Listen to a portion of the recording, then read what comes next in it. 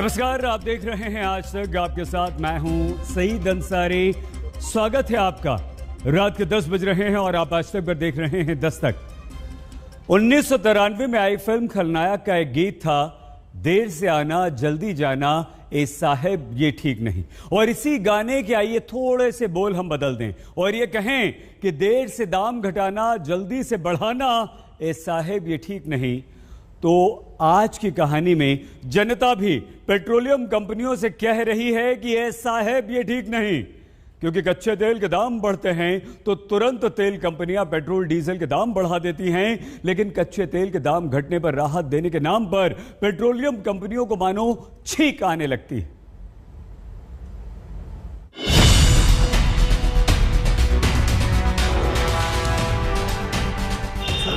काम करते हैं, 100 रुपये का पेट्रोल लग जाता है आने जाने में।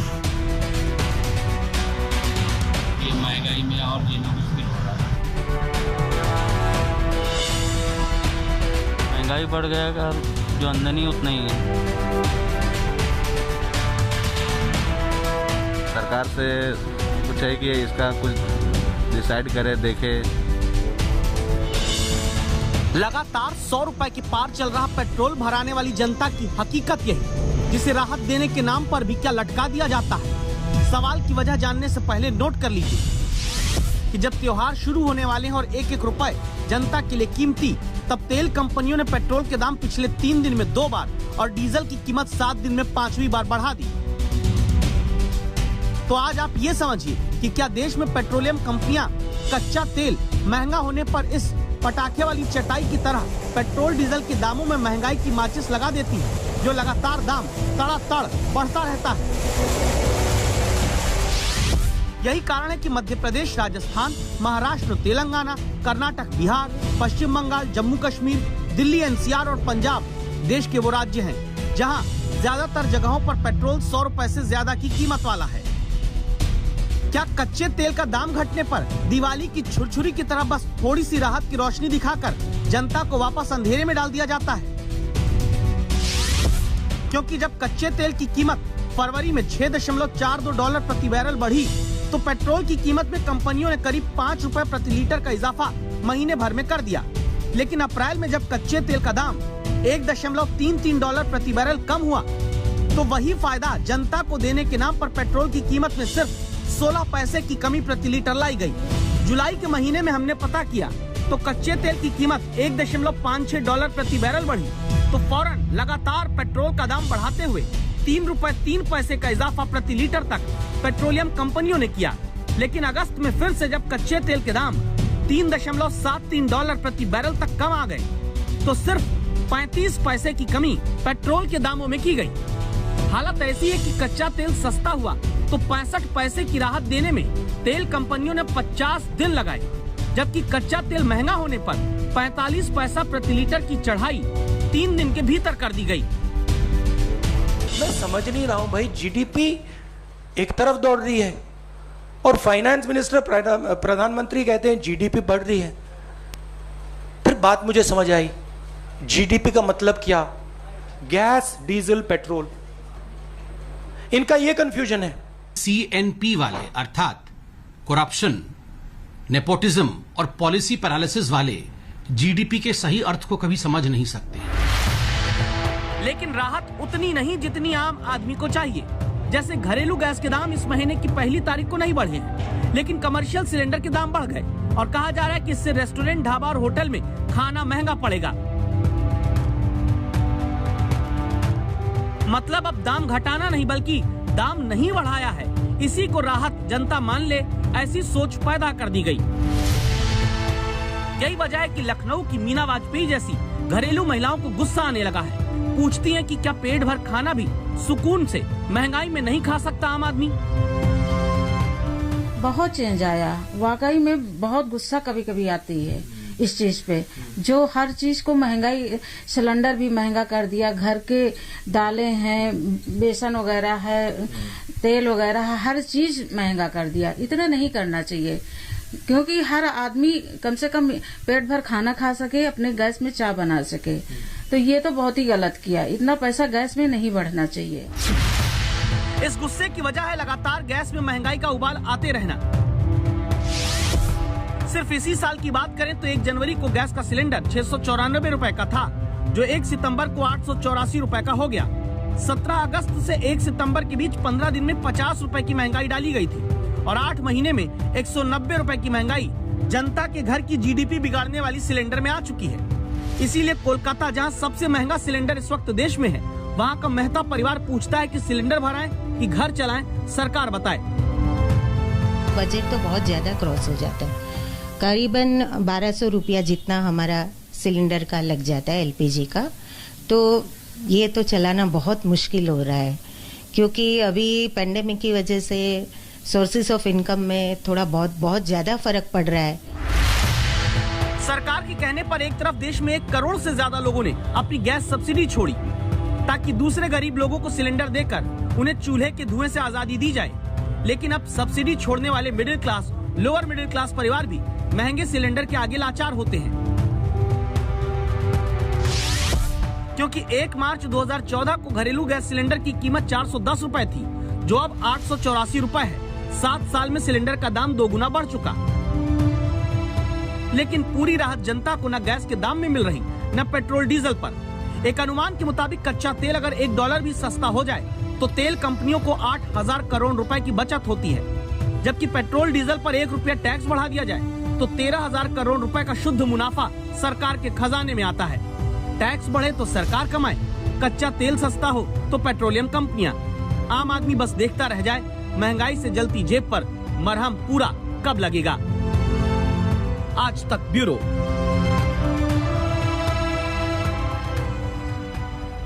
हमारे देश का संविधान हमारे नागरिकों को सुरक्षित इलाज का अधिकार भी देता है, जो भारतीय संविधान के आर्टिकल 21 में नागरिकों को मिले जीवन और स्वतंत्रता के अधिकार के तहत ही आता है। स्वास्थ्य राज्य का विषय है और राज्यों की यह जिम्मेदारी है कि जनता को अच्छा इलाज मिल सके और इसलिए सुविधाएं दी जाएं। लेकिन सरकारी साहब करते क्या है? नीति आयोग की रिपोर्ट कहती है कि हमारे देश के जिला अस्पतालों में 1 लाख लोगों के लिए सिर्फ 24 बेड हैं और सबसे बुरी हालत है बिहार की।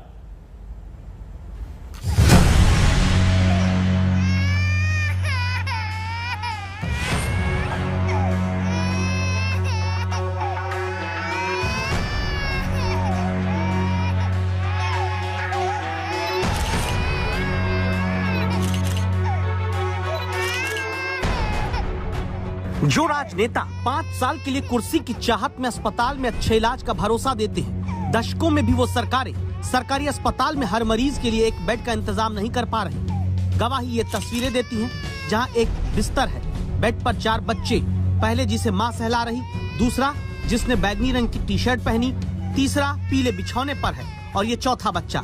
सोचिए, ये एक सरकारी अस्पताल है, संक्रमण के खिलाफ जहां सफाई जरूरी बताई जाती है, अस्पताल में एक बेड पर 4 बच्चों का इलाज होता है।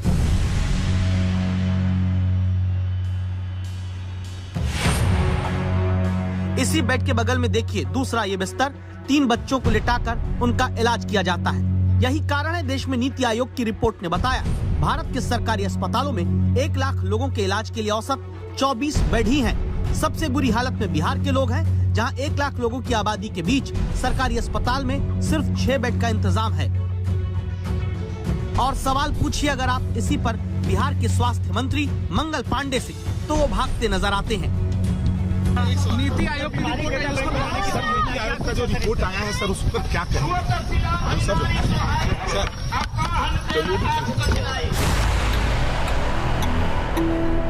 6 बिस्तर ही दे पाने वाले स्वास्थ्य मंत्री मंगल पांडे ने कहा, चलिए। तो आज तक संवाददाता रोहित सिंह चलकर पहुंच गए बिहार के सरकारी स्वास्थ्य व्यवस्था का हाल जानने। जहां जनता के हक वाले बेड की हालत ही स्वास्थ्य मंत्री जरूर देखें। ऐसे बेड होंगे तो आम आदमी इलाज के इंतजार में ही मृत्युशैया पर चला जाएगा। बिहार की राजधानी पटना से 230 किलोमीटर दूर सुगमा गांव, इटहरी ब्लॉक, सहरसा, मिमिया कर वोट लेने वाली राजनीति सत्ता पाकर जनता को ऐसे अस्पताल देती है जहां बकरियां ही बंधी रहती हैं, जहां जनता की जान की कीमत पशुओं के चारे से भी सस्ती समझी जाती है। तभी तो स्वास्थ्य केंद्र के कमरे में भूसा भरा मिलता है, जहां 1 डॉक्टर, 2 नर्स और इलाज के लिए बेड का इंतजाम होना चाहिए। बिहार के ज़्यादातर स्वास्थ्य केंद्र जर्जर हालत में हैं और बदहाली की कहानी कह रहे हैं। इस वक्त हम सहरसा ज़िले के बनमा इटहरी प्रखंड में सुगमा गांव में मौजूद हैं और आपको एक ऐसी तस्वीर दिखा रहे हैं जो देखकर किसी को भी जो है वो शर्म आ सकती है। मेरे पीछे जो आप ये देख रहे हैं ये एक अतिरिक्त स्वास्थ्य केंद्र है और जो यहाँ के स्थानीय लोग बता रहे हैं कि 90-95 के वक्त में यानी कि लालू राज में ये इस स्वास्थ्य केंद्र का जो है वो उद्घाटन हुआ था, ये बनकर तैयार हुआ था और जब ये बन के तैयार हुआ था तो यहाँ के रहने वाले आसपास के कई गांवों के लोगों को लगा होगा कि उन्हें एक वरदान मिला है जी और अपना इलाज वो पास में ही करा पाएंगे। लेकिन आज इस स्वास्थ्य केंद्र की क्या हालत है ये देखकर किसी को भी जो है वो शर्म आ सकती है। शर्म तो हर राज्य के स्वास्थ्य महकमे को संभालने वालों को आनी चाहिए, जहां बच्चों के इलाज के लिए भी अलग अलग बेड न दिलाया जा सके। हर एंगल से देख लीजिए, हकीकत में सिस्टम का लिजलिजापन नजर आएगा, क्योंकि इलाज के लिए लोगों को बेड नहीं तो जमीन पर बैठाकर ड्रिप चढ़ा दी जाती है। नीति आयोग की रिपोर्ट ने बताया है प्रति 1 लाख आबादी के लिए सरकारी अस्पतालों में जाएंगे तो मध्य प्रदेश में 20 बेड ही पाएंगे, छत्तीसगढ़ में भी 20 बेड, यानी बीजेपी और कांग्रेस का शासन बराबरी पर। पश्चिम बंगाल में 19 बेड, गुजरात में भी 19 बेड, पंजाब में सरकार सिर्फ 18 बेड दे पाती है, असम की सरकार भी 18 ही बेड दे पाती है। महाराष्ट्र की सरकार 1 लाख लोगों की आबादी पर सरकारी अस्पताल में 14 बेड दे पा रही है, तो उत्तर प्रदेश में 13 बेड का ही इंतजाम है। मध्य प्रदेश के राजगढ़ में जिला चिकित्सालय की हालत देखिए, एक बेड पर 1 मरीज, फिर 1 मरीज नीचे जमीन पर, अगले बेड पर 3 मरीज, फिर एक दूसरी तरफ पैर करके 2 मरीज लेटे हैं। यहाँ देखिए 2 महिला बेड पर है, मरीज को जमीन पर लेटाकर ड्रिप चढ़ाई जा रही है। यहाँ कोने में एक और बेड पर 2 मरीज लेटे हैं। ऐसी हालत में इलाज कराते भारतीयों का सबसे बुरी स्थिति में सामना बिहार में होता है, जो 36 राज्यों और केंद्र शासित प्रदेशों की लिस्ट में नीचे से नंबर 1 है। डबल इंजन की सरकार वाले बिहार में 1 लाख लोगों पर 6 बेड। एनडीए के शासनकाल में हमेशा जहां बीजेपी के पास स्वास्थ्य मंत्रालय रहा, वहां सोचिए 6 बेड। और स्वास्थ्य मंत्री सरकारी रिपोर्ट से दिखाए गए आईने को भी नहीं देखना चाहते। नीति आयोग की रिपोर्ट है, नीति आयोग का जो रिपोर्ट आया है सर, उस पर क्या कहें सर? पटना से 4 घंटे दूर मधुबनी के ऐसे स्वास्थ्य केंद्र में अब चलिए जहां लिखा तो है शल्य कक्ष, एक कमरे का दरवाजा टूटा है, दूसरे पर ताला है, टूटे दरवाजे के भीतर कंजड़ हो चुकी कुर्सियां हैं, जिसमें सिर्फ चमचमाता ताला लगाकर इलाज का अधिकार बंद कर दिया गया। वहां लगा मकड़ी का जाला बताता है ये ताला खुले महीनों बीत गए। सड़ चुका बेड और बेड पर पड़ा बिस्तर बताता है बीमारी ठीक करने वाले अस्पताल में ही कुनीतियों का वास है। 25 से 30 साल पुराना यह खंडर बन चुका है। यह अस्पताल है मगर बिल्कुल नहीं बंद, यानी बंद पड़ा हुआ है। ये खंडर है, कागज पे है, सिर्फ ये कागज पे जिंदा है, वैसे मर चुका है। ये हॉस्पिटल में डॉक्टर का यानी नाम है, नर्स का भी नाम है, सफाई कर्मी भी यहाँ है, मगर यहाँ आते नहीं, प्रेजेंट नहीं रहते हैं। आते हैं सप्ताह में, महीना में 1 बार आते, बस हो गया। झंडा 26 जनवरी 15 अगस्त इसका सिर्फ झंडा फहराया जाता है, उसके अलावा कुछ नहीं, सिर्फ नाम कमाया लेता, कुछ नहीं। देश के सरकारी अस्पतालों में बेड की कमी को लेकर नीति आयोग की ये रिपोर्ट कोरोना काल के संकट से पहले की है, यानी इन्हीं चरमराई हुई स्वास्थ्य नीतियों ने महामारी को और भी जानलेवा बनाया, कीमत जनता ने चुकाई। पटना से रोहित सिंह के साथ आज तक ब्यूरो। एक तरफ अपने अधिकारों के लिए आंदोलन करते किसान हैं और दूसरी तरफ आंदोलन से बंद रास्ते के कारण अपने अधिकारों से वंचित होते हुए दूसरे नागरिक। दोनों के अधिकारों के बीच रास्ते की बात सुप्रीम कोर्ट से आज आई। जी हां, सुप्रीम कोर्ट ने 23 अगस्त को पहले कहा था कि किसानों को प्रदर्शन का अधिकार है, लेकिन सड़कें अनिश्चितकाल के लिए बंद किसान नहीं कर सकते। फिर 23 सितंबर यानी गुरुवार को भी सुप्रीम कोर्ट की टिप्पणी आई कि प्रदर्शनकारी हर रोज हाईवे को कैसे ब्लॉक कर सकते हैं। अब हमारे देश की सर्वोच्च अदालत में जस्टिस A.M. खानविलकर की अध्यक्षता वाली पीठ ने कहा कि क्या शहर के लोग अपना काम व्यवसाय बंद कर दें? क्या शहर के लोग आपके धरने से खुश होंगे? किसान आंदोलन कब खत्म होगा, इसका कोई रास्ता फिलहाल दिखाई नहीं दे रहा। और बंद रास्ते पर अदालत की सख्त टिप्पणी के बाद क्या किसान मानेंगे? कोई रास्ता निकलेगा? किसान एकता, नारा लगाया और रास्ता जाम। एम्बुलेंस को रास्ता दिया, फिर दूसरी आम लोगों की गाड़ी रोक दी, टोल बंद कर दिया, धरना दिया, पुतला फूंकने लगे।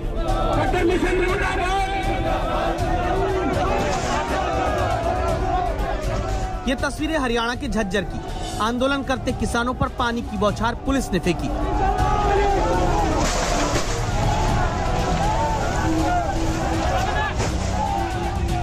जब बैरिकेड पार करके आंदोलनकारी अपनी मांगों को लेकर आगे बढ़ते हैं,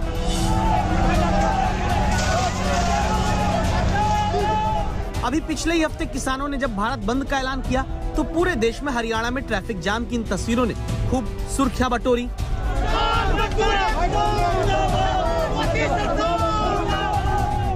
पिछले एक वर्ष के दौरान किसानों के आंदोलन की ऐसी तमाम तस्वीरें सबने देखी।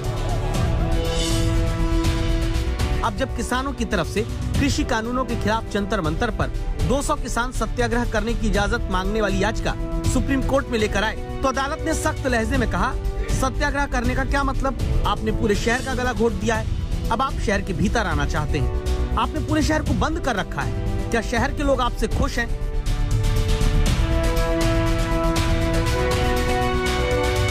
किसान संगठनों की तरफ से अदालत में तब कहा गया कि दिल्ली एनसीआर की सीमाओं पर सड़क को बंद पुलिस ने किया है, किसानों ने नहीं।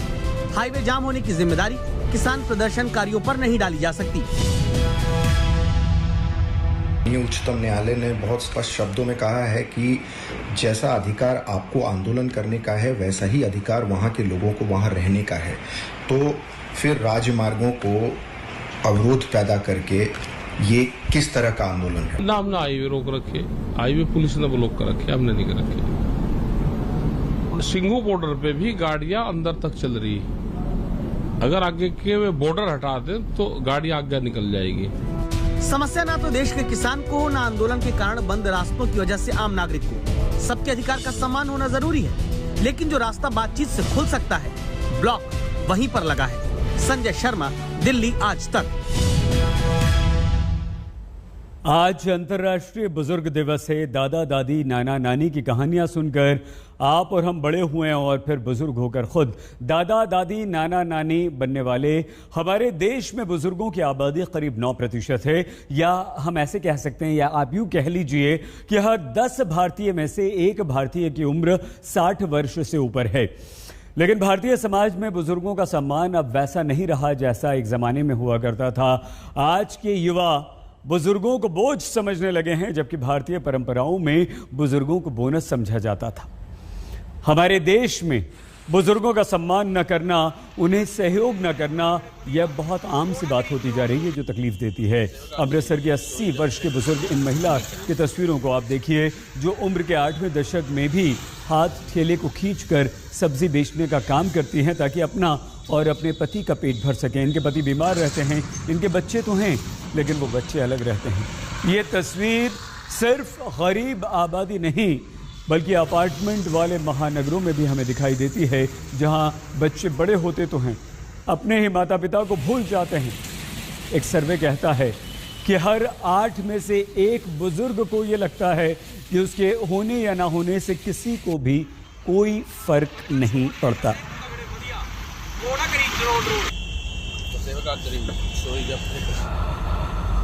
और ये फीलिंग भारत में युवा पीढ़ी अगर चाहे तो बदल सकती है, और इसीलिए आज दस्तक जरूर दीजिए।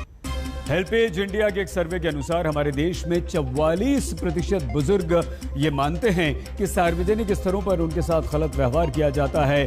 बेंगलुरु, दिल्ली, हैदराबाद, मुंबई, भुवनेश्वर, चेन्नई में सार्वजनिक जगहों पर हमारे बुजुर्गों से सबसे ज्यादा बुरा बर्ताव होता है। 64% बुजुर्ग हमारे मानते हैं कि अधिक उम्र होने या सुस्त हो जाने के कारण से लोग उनसे रूखा व्यवहार करते हैं। आप अंदाजा लगाइए।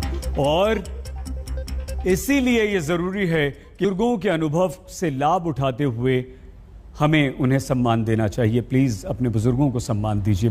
कांग्रेस के झगड़े पर उसके दोस्त भी अब व्यंग कसने लगे हैं। शिवसेना ने कांग्रेस को बिना सर का शरीर बता दिया। शिवसेना महाराष्ट्र सरकार में कांग्रेस की सहयोगी है और उसका ये व्यंग ये बताता है कि हमारे देश की सबसे बड़ी पार्टी कांग्रेस के लिए घर का झगड़ा कितना शर्मिंदगी भरा होता जा रहा है। लेकिन कांग्रेस की कलह कम होने की बजाय और बढ़ रही है। आज कांग्रेस के पंजाब प्रभारी हरीश रावत ने पंजाब के पूर्व मुख्यमंत्री कैप्टन अमरिंदर सिंह पर हमला बोला तो कैप्टन ने पलटवार कर दिया। कुल मिलाकर ऐसा लगता है कि कांग्रेस की पार्टी अब यूं ही चलेगी।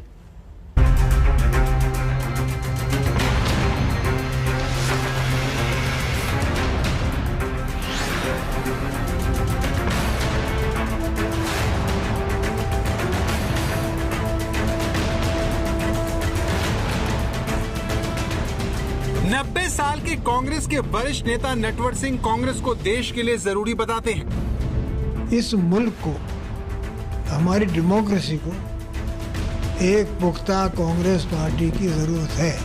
34 साल के नौजवान नेता कन्हैया कुमार मानते हैं कि कांग्रेस ही लोकतंत्र बचा सकती है। इस पार्टी का अस्तित्व में होना लोकतंत्र के लिए बहुत ही जरूरी है। यूपीए सरकार के पूर्व मंत्री कपिल सिब्बल कहते हैं कि कांग्रेस ही देश को एक रख सकती है। कांग्रेस ही ऐसी आइडियोलॉजी है जो इस देश की जो बुनियाद है, जिसके आधार पे हमारी रिपब्लिक बनी थी, उसको बरकरार रख सकती है। कांग्रेस के 3 नेता जिनकी उम्र और तजुर्बा भले ही अलग अलग हो, लेकिन सब मानते हैं कि देश को कांग्रेस की जरूरत है। लेकिन फिर भी सबकी अपनी ढपली, अपना राह। I feel humiliated. पार्टी ने उन्हें हमेशा सम्मान दिया। कांग्रेस का कोई अभी इलेक्टेड प्रेसिडेंट नहीं, लेकिन फिर भी निर्णय तो कोई ले ही रहे हैं। सिद्धू जी को कुछ कहना भी था तो पार्टी के अंदर कहना चाहिए था। उन्होंने अपनी प्रतिष्ठा को स्वयं चोट पहुंचाई। अफगानिस्तान में जिस तरह से घटनाक्रम घटा है, उसको अगर आप संज्ञान में लें तो पंजाब और कश्मीर के ऊपर एक बहुत बड़ा खतरा मंडरा रहा है। कांग्रेस आज एक ऐसा दल बन गया है जिसका एक नेता पूरब है तो दूसरा पश्चिम। मतभेदों की खाई इतनी गहरी हो चुकी है कि नेतृत्व निशाने पर है। न वर्किंग कमेटी की मीटिंग होती है, न AICC की मीटिंग होती है। ये 3 लोग बैठे हैं, उनमें से एक है जिनके पास तो कोई पद भी नहीं है, श्री राहुल गांधी साहब के। He is calling the shots. Shrimati Sonia Gandhi, Shri Rahul Gandhi, Shrimati Vadra, और कौन है? कोई लीडर नजर आता है आपको कि जो उनके खिलाफ आवाज उठाता है? नटवर सिंह जैसे नेता कपिल सिब्बल, गुलाम नबी आजाद, मनीष तिवारी और आनंद शर्मा जैसे नेताओं के साथ हैं, जो खुलकर फुल टाइम अध्यक्ष की मांग के बहाने गांधी परिवार पर निशाना साध रहे हैं। अमरिंदर सिंह भी इसी पीढ़ी के नेता माने जाते थे, जो राहुल प्रियंका समर्थक सिद्धू की वजह से कांग्रेस को टाटा बाय बाय कर प्रतिशोध के रास्ते पर निकल चुके हैं, जिसे गांधी परिवार धोखा बता रहा है। वो पार्टी के प्रांतीय अध्यक्ष रहे और 2 बार 9.5 साल करीब मुख्यमंत्री रहे। यदि ये ह्यूमिलेशन है, जिनको उनकी तुलना में बहुत कम अवसर मिल पाए, उनसे अमरिंदर सिंह जी को अपनी तुलना करनी चाहिए। अमरिंदर भले ही अपना रास्ता अलग कर चुके हों, लेकिन जाने से पहले उन्होंने किसी को भी नहीं छोड़ा। कैप्टन के पक्ष में नटवर सिंह जैसे नेता भी बल्लेबाजी करने उतर आए हैं, तो गांधी परिवार के करीबियों का भी सब्र टूटने लगा है। अमरिंदर सिंह जी से ये उम्मीद की जाती थी कि वो सोनिया जी के साथ खड़े होकर लोकतांत्रिक मूल्यों की रक्षा के लिए अपने आप को समर्पित करें। It's been badly handled by the High Command. If you can't manage 2 states in India, a party which manages the whole of India, is something very, very seriously wrong. Now, Srimati Sonia Gandhi went to Simla. She stopped in Chandigarh for some time. She could have sent for Amrinder Singh and other accounts. She could have sent for Sidhu and say, what is all this? Finish all this. But she didn't. Amarinder Singh की बगावत के बाद गांधी परिवार ने भी हरीश रावत के जरिए खुलकर हमले किए और अमरिंदर के अपमान की बात पर कहा कि उन्होंने 2 बार कॉल करके उन्हें मनाने की कोशिश की थी। कैप्टन ने फार्म हाउस से सरकार चलाई। यही नहीं, अमरिंदर ने जनता से किए वादे भी पूरे नहीं किए, जबकि पार्टी ने कई बार उन्हें याद भी दिलाया।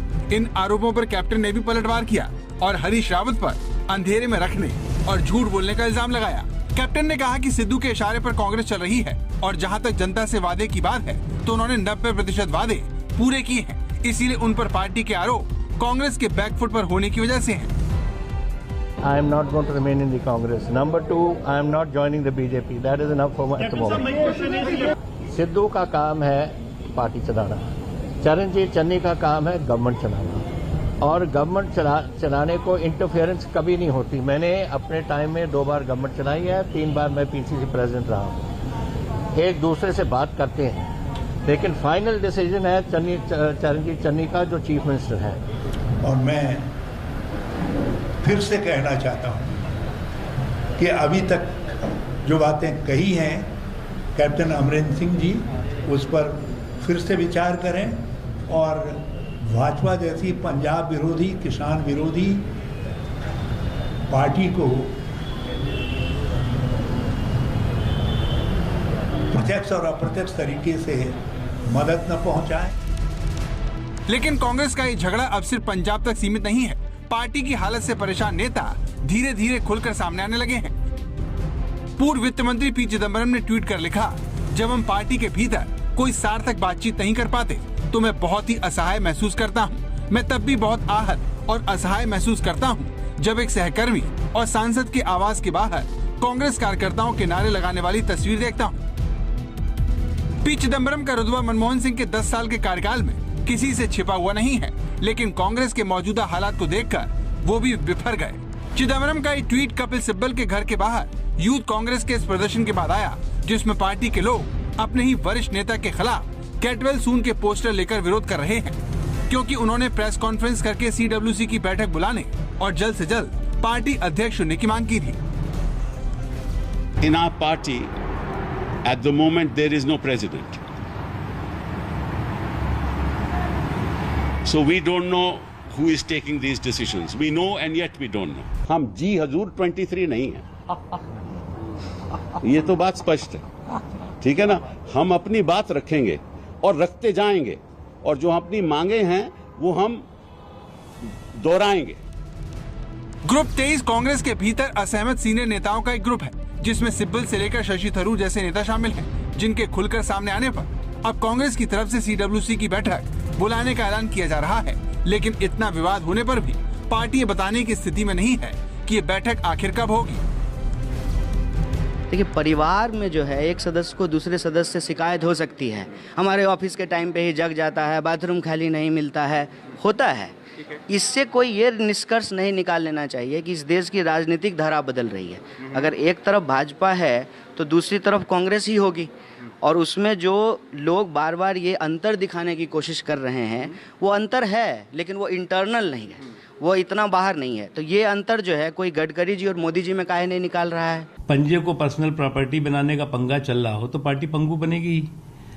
और मजे की बात यह है कि संकट की सुनामी चल रही है और सामंती परिवार की मनमानी चल रही है एक तरफ।